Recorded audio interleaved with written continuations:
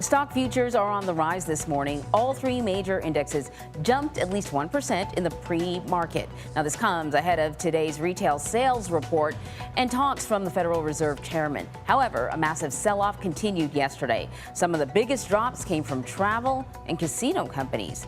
Elon Musk says that his deal to buy Twitter for $44 billion can't proceed until a showdown over bot accounts is finally resolved. Twitter claims less than 5% of its users are bots, but Musk has demanded more information about the exact number. And the average price of gas in every state is now over $4 per gallon. This morning, the national average is over $4.52. That's according to AAA. And that is up 4 cents from just yesterday, and it sets a new record high.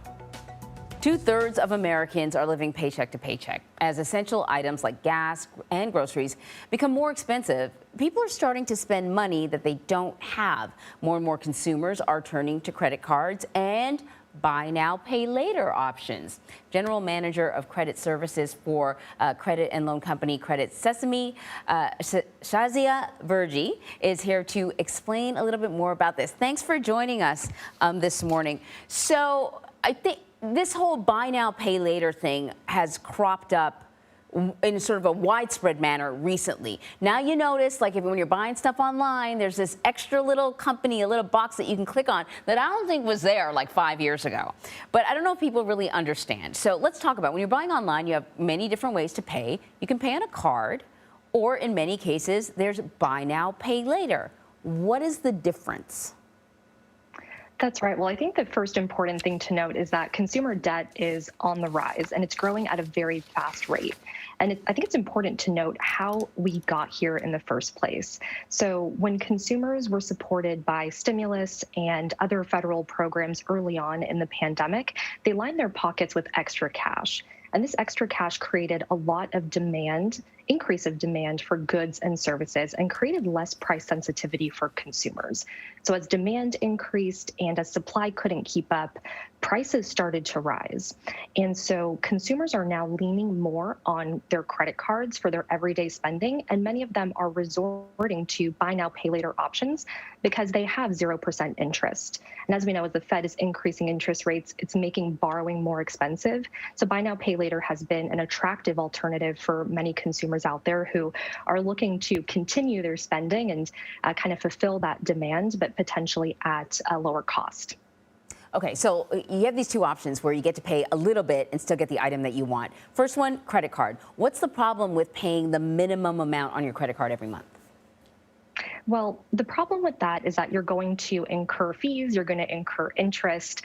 There's a lot of, things that will build up, and your debt will continue to snowball. Especially, as I mentioned, with rates on the rise, it's becoming more expensive to carry a balance. And so typically during this time period, in the March and April timeframe, we typically see consumer kind of credit card balances decrease. But it's a completely different picture this year with balances on the rise, and that's only going to continue increasing as those interest rates continue to increase on the cards. Okay, buy now, pay later. Usually it's like 4 easy options, and it's like for anything, like a pair of shoes all the way up to, I don't know, plastic surgery, like you name it, you can do it that way. There's no interest. The fees are quite low. The expenses are actually paid for by the company where you're buying the item from. So that seems like a really good option. How does it work? Is it a good option for everyone?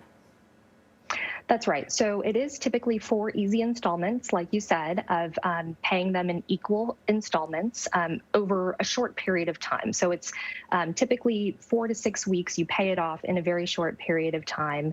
And, it's important to read the fine print, because although it's not positioned as a traditional debt product, it actually does work very similarly to a traditional credit card, where if you don't pay, you still incur those interest fees and charges. And if you end up not paying overall, you could go into collections. So it certainly can impact your financial situation and ability to borrow in the future. Yeah, and even worse, if you put those 4 easy payments on your credit card, then you got to double.